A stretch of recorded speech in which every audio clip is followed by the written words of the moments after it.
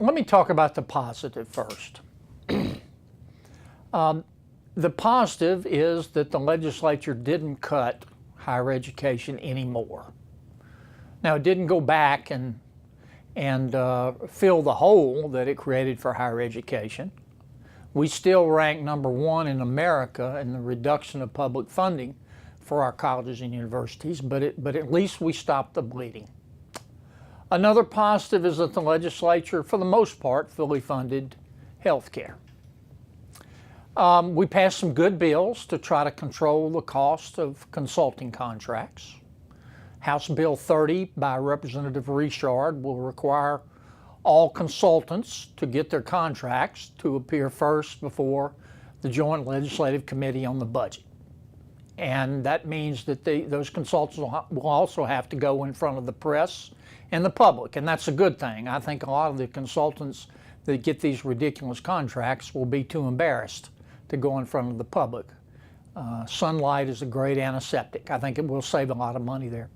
We also passed a bill, House Bill 376 by Representative Lance Harris, that is going to steer some of the federal money that the state's spending on consultants to our universities. Our universities are a great reservoir of talent. In many cases, they can provide the consulting services that we need, and they can spend the federal money more efficiently than can these third-party political groups, as we call them, NGOs. We passed a bill to try to reform the Office of Group Benefits. Right now, one person, the Commissioner of Administration, has the authority to get up any particular morning and decide that state employees and retirees have to pay more in terms of their health insurance. That's too much power to give one person. We're changing that as a result of this legislation, which is going to require that those decisions be made by a group of public officials in a public meeting. No more than one person making the decision for thousands of people and their families in terms of how much they have to pay in a smoke-filled room.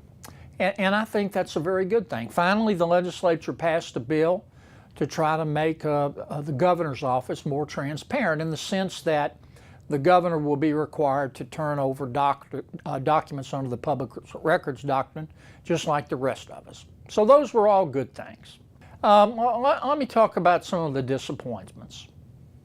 I think it's clear that this budget is put together with duct tape.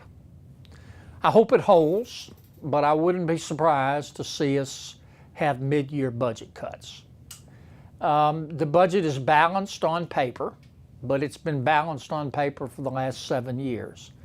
That doesn't mean it's balanced in reality. If we have to have mid-year budget cuts, that'll be a good indication that it never was truly balanced. I hope I'm wrong in that prediction, but I'm afraid I won't be. So the budget was put together with duct tape. It didn't solve our structural problems. The budget still has about $500 million of what we call non-recurring revenue. That's one-time money that got us through this year and will get us through next year, but it won't be there for the budget the following year. Some have said that the non-recurring revenue could be as high as $900 million. We're still going through the bills trying to figure out how it went. There's $145 million in the budget savings, if you will, through the achievement of so-called efficiencies. The Public Affairs Research Council has opined, and I trust their judgment, that we'll never see those efficiencies. If that's true, we'll have a $145 million deficit. I guess my biggest disappointment of the session was that I thought the legislature spent entirely too much time on revenue and not nearly enough time on spending and costs. I'm not disappointed they talked about the tax code. You ought to always take a look at your tax code to make sure that it's fair, to make sure that everybody is paying their fair share.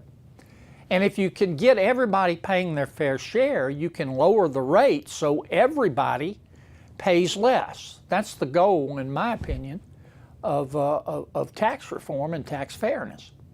But it was as if our problems are derived exclusively from a lack of revenue. And I don't believe that, and I don't think the numbers show that. We're going to have a $25 billion budget next year. That means we'll have $25 billion worth of revenue. 10 years ago, the budget was $16.5 billion. We only had $16.5 billion worth of revenue. So that's a 52% increase over a period of time when we haven't added population and inflation has been under 2% annualized. I mean, the truth of the matter is that if you take out the one-time hurricane money, we've got more money today adjusted for inflation and population than we've ever had since Louisiana became a state in 1812. So it's hard for me to be convinced this argument that we just don't have enough revenue.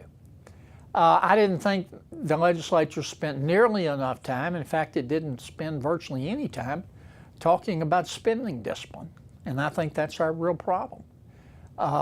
The challenge for Louisiana state government right now is very simple. We have got to figure out how to lower our costs and still be able to deliver a decent product. Now, that's something that the private sector has had to do for years. That's something families have to do. It's time for Louisiana state government to do that. We didn't do much of that this session. It was all about money, money, money, revenue, revenue, revenue, taxes, taxes, taxes, fees, fees, fees, and very little discussion of spending discipline. I think the reason that we've had these deficits for so long is not because we don't have enough revenue. I don't believe that we're one tax increase away from prosperity. I think the reason we've had these deficits is because we violated the two rules of budgeting, and we've done it each year for the last 7 years.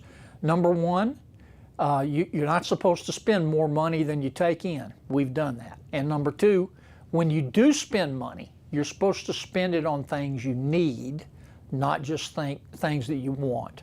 We've been violating that rule too. And until we start doing those two things right, don't spend more money than you take in, and when you do spend money, spend it on your priorities, like health care, like education, like roads. Until we start doing those two things, we're going to continue to have budget deficits. I don't care how high they raise revenue or how much they increase taxes.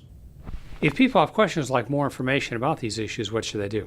They can go to our website at www.latreasury.com. We'll be publishing some commentary by our office and by others who have looked at the budget to try to analyze what happened. I want to give the legislature credit for recognizing that we've had a problem.